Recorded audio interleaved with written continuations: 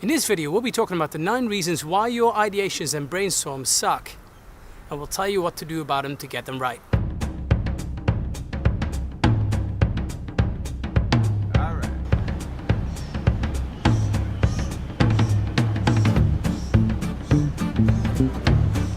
Hi everybody, my name is Yuri from The Magic Sauce. Good to see you back here again. For those of you who watched the last video, I was in hospital a week ago getting kidney stones treated. Good news is they are out of my system. I think they are, I hope they are. I feel amazing and I feel like I'm flying on both engines again. So let's get right into this video. And of course, if you appreciate all the hard work we put into these videos, hit that subscribe button below or hit like, share, or leave a comment. There's a few people who leave comments, but I'd like to hear from other people too. What would you like to hear? Do you have any questions? Do you have any comments? Drop us a line or just leave your comments below. We would really appreciate it. Brainstorming is a word that was coined somewhere in the 40s by some creative agency guy and has since become a general term for sessions where people get together to come up with new ideas or new thinking, like creative idea sessions. Sometimes they're called ideations, sometimes they're called brainstorms, different things. They've been used over and over again for the last so many years. However, most of them still fail. Without further ado, let's give you 9 reasons why brainstorms suck, and I will give you some tips to make sure that they suck less. Okay? 1. Lack of preparation. You can't just call a brainstorm and expect people to walk in and know exactly what to do without having prepared anything. Instead, try this. Come up with a plan that has 5 wives, 1 husband. Why are you doing it? What's going to happen? Who's it for and who's invited? When is it and where is it? And finally, how are you going to do it? So that when people see this, they know what to expect, they know why you're running the session, and they can prepare. You might even send them a bit of homework before, so by the time you start your session, they'll have wrapped their heads around the challenge at hand. Which leads me to my next point. 2. There is no focus. Let's just brainstorm about anything. There's no such thing as a bad idea. To get some focus, figure out what is it you're trying to achieve. What is the topic that you are brainstorming around? There are far too many sessions which are way too much blue sky thinking, which I think are way too unstructured. And what you end up with is a whole bunch of ideas that won't go anywhere. Focus and structure will help your session. So figure out what is it exactly that we are brainstorming for. 3. There's no diversity. It's just the same old people with the same kind of backgrounds and the same kind of roles. No wonder they always come up with the same old ideas. Well, how about this? The next time you have a brainstorm session, see how you can bring in a mixed bag of experiences or disciplines or business units, or maybe even bring in people from outside the organizations to spark new and different conversations. Because again, if you put the same people in the room with the same backgrounds, they're most likely going to come up with the same things. 4. Ideas are being judged way too soon. With every new bit of thinking that comes out, somebody else asks for a feasibility report. Probably not the right time to do that yet.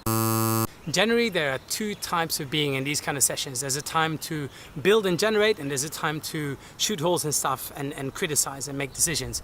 The problem is you can't do them at the same time. So when ideas get judged too early, one person is in a ideas building and generating mode and the other person is in a judging mode. You can't do them at the same time. They're like oil and water. So here's what you do for your next session. Let people know that there'll be a time to build and generate, and there'll be a time to judge and decide. Just let them know they can't do it at the same time. Then say, look, for the next so many minutes, let's say for the next 15 minutes, any idea is in, and you have to really be open for, even if the ideas that come out are not really aligned with how you think, allow people to say anything they want and capture them. After 15 minutes, you then say, good. And then for the next 15 minutes, we're going to look at what we have and pick the ones we want to take forward. 5. A few people dominate the entire conversation. We've seen this before. Sometimes it's because of seniority, sometimes it's because they're much more extroverted than other people, but often what you see in a group is that the whole group sits there, 2 people do all the talking and the rest sits there and picks their nose and looks at their phone. So this one is fairly easy to deal with. Try this one. If the group, and you have like 5, 6, 7 people sitting together and 2 people are talking and everybody else sits back, break the group up into smaller groups of, let's say, 3, 4 people. If that still doesn't work, put them in pairs, because then they can't hide.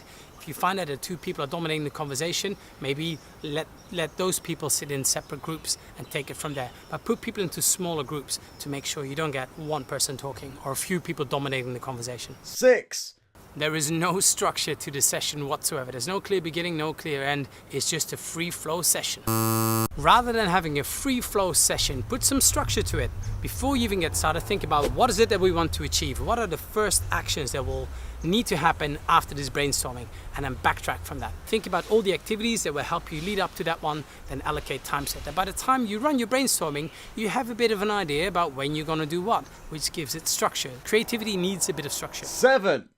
A fear of looking stupid or a fear of getting it wrong is a massive one as well. And it's often egged on by some manager who starts the session by saying, anything is in, guys, but I am, however, looking for one specific answer. Look, I think the fear of failure, the fear of getting it wrong, or the fear to look stupid, look like an idiot is ingrained in all of us. And often that comes from the way we were brought up. But here's how you deal with it.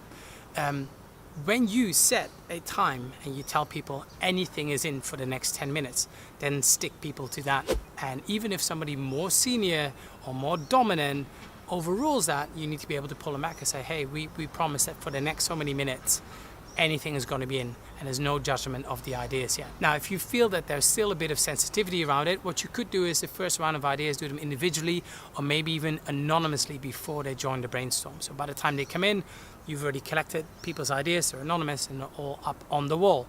Just a way to get around that one. 8. Or it's just poor facilitation. You know, somebody leading this session who's got no idea what they're doing and has no experience, no skills in doing this. So try this then. Bring in a skilled facilitator to help you through the process. That way you can focus on the content and let somebody else deal with the structure and with the process for you. If you don't know where to find one, drop us a line at hello@themagicsauce.com. 9. Or the last one, and this is usually the result of all the other points we just mentioned. You end up with a whole bunch of thoughts and no ideas. You end up with a bunch of papers or post-its that have words on them like sustainability and AI and development, and we need to communicate more and things like that. These are just thoughts and not ideas. Nobody knows what to do with them, and therefore you've wasted everybody's time. To make sure you don't end up with a massive piece of flip chart paper with 20 words, which are not going to lead to anything, make sure that ideas are captured clearly and flesh them out a bit more. What does that mean? How does it work? You capture them in whatever way you find that works for you. I like paper, maybe you like to use iPads. It doesn't really matter. But the key thing is you capture one idea at a time. And an easy way to make sure that your ideas are captured well is if you just think, if somebody from outside this session who was not part of this brainstorm would walk into this room and I would show them a capture of one of the ideas, would they know what to do? If the answer to that is yes, then you probably captured it well.